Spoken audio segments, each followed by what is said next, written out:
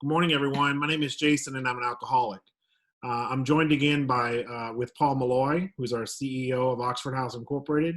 Just want to give a brief update with relation to COVID and current affairs, and just touch base with everyone. So with that, I give you Paul Malloy.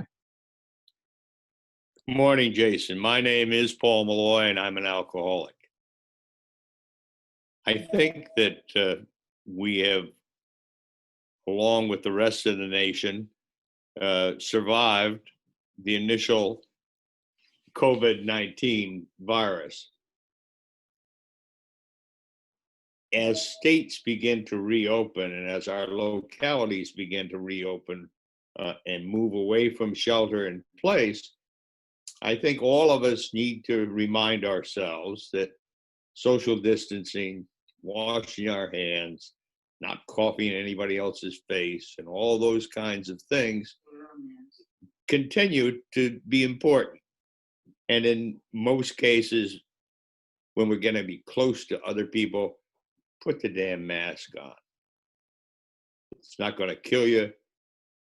Many of us back in the days we were probably used masks to knock off 7-Elevens, but now use masks so as not to spread germs to other people. I think that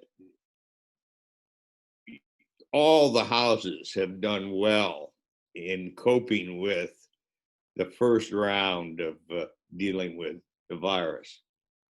Overall, we've had about 33 cases of COVID virus in all of our houses, and that involves well over 20,000 people.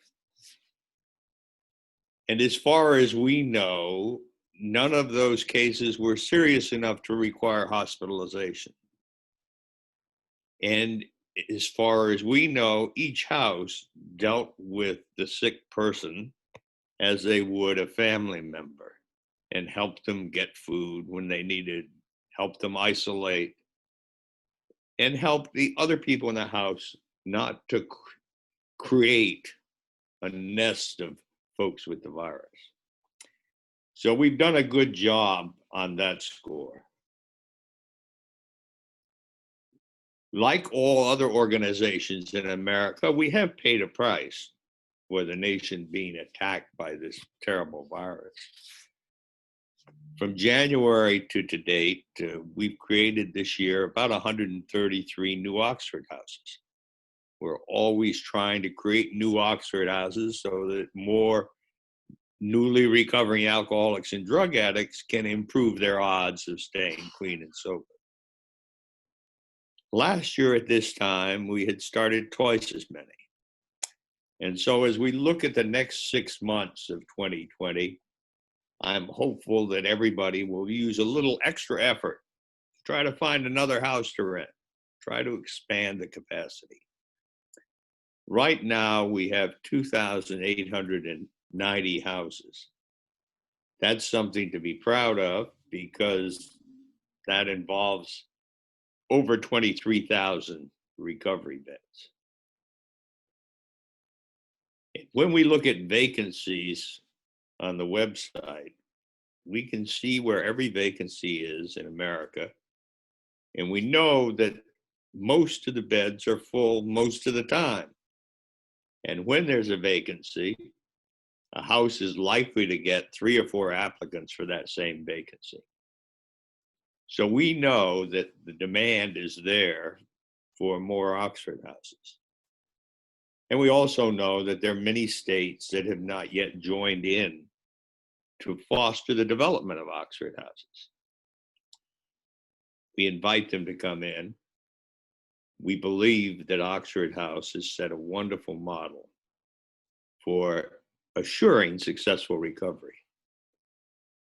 The last time we talked about the virus, you'll recall I mentioned the blueprint for success, where every Oxford house and every person in an Oxford house really tries to develop characteristics like honesty and integrity, truthfulness, and that those characteristics become pillars for us to move forward in life leading good lives without the use of booze and drugs.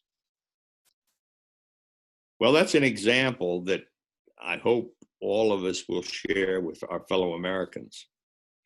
The recent death of George Floyd has reminded us once again that bad things happen. Bad things happen when there are conflicts between individuals and police, communities and police. Sometimes bad things happen when we even fight among ourselves. Those of us in Oxford House understand this because nearly 80% of us have been in jail. Most of us have been arrested. Most of us, when we were using drugs and alcohol, had very bad behavior. Test the patients of police, test the patients' relatives, test the patients of bosses, and then we moved into Oxford House and all got along.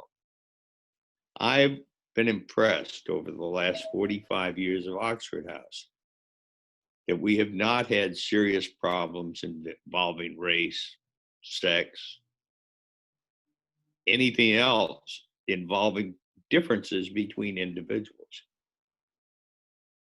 I've often had people who are not in recovery observe Oxford House and comment that we were so tolerant of each other. We're tolerant of each other because we have a common ground. We all failed at successfully using alcohol. We all failed at successfully using drugs. We had messed up our lives big time. And because we had that common ground, we've learned to get along with each other and help each other out. That's an example I think we should share with our neighbors, as we do anyway, and share with communities, because when you hear people in Oxford House say the inmates run the asylum, that means each individual has an equal voice, an equal choice. It also means that each individual is considered to be equal and a human being, not somebody different, not somebody odd, not somebody peculiar. In a house, you're one of the members and treated like a member of the family. Spread that news, because I think the country as a whole now can use the assurance that Oxford House demonstrates. You know, we've had more than 550,000 people go through Oxford House since it started. It's a lot of people. And we know that we're pretty sure 80% of those people have stayed clean and sober and become good citizens, led happy lives, and enjoy the benefits that can come from living free. So on that note, let me remind everybody again, as the economy opens up, as we go back to work, as we go back to events, be considerate, wear a mask, wash your hands a lot, and keep social distance. Eventually, vaccine help, but each of us need to be a soldier in protecting each other from getting hooked with it. I think all the houses need to be congratulated, because during this crisis, while some were working, some weren't, everybody paid their landlords on time. We confined the virus to about 33 cases out of 23,000 beds. Not bad. And as we enter the second half of 2020, let's reach out, develop more Oxford houses so that more people can enjoy what we have.